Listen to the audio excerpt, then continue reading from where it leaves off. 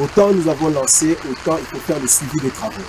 Et c'est ce qui nous amène à faire tous les trafics, à faire toute la route, pour nous rendre compte de nous-mêmes des travaux qui sont exécutés par la firme Sino Hydro, avec l'agence congolaise de grands travaux qui fait la maîtrise d'ouvrage, ainsi que l'entreprise SIST qui conduit les travaux.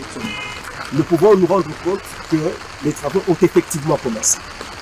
Nous voyons des travaux de terrassement, nous voyons des travaux d'élargissement de la route, des travaux de remblai, qui sont des travaux préparatoires. Et il faut bien comprendre qu'il y a un planning de travaux. Lorsqu'on parle de la construction d'une route, on ne voit pas le bitume du jour au lendemain. Tous les travaux d'assainissement doivent être faits au préalable. Parce qu'il faudra bien qu'on voie toutes ces eaux de pluie, nous sommes dans une zone pluvieuse, doivent être drainées pour ne pas que un jour ça puisse abîmer la route. Et nous sommes très confiants que dans les délais qui sont prescrits à l'entreprise, cette route va être construite.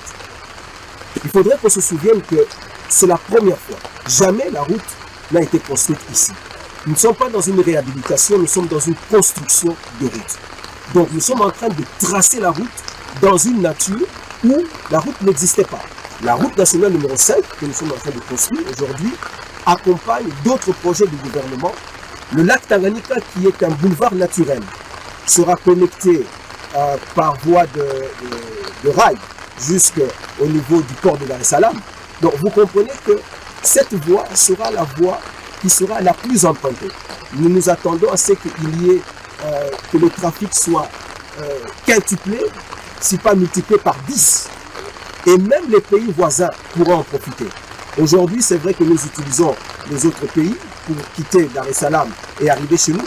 Demain, ce sont les autres pays qui vont utiliser notre espace national pour atteindre leur pays.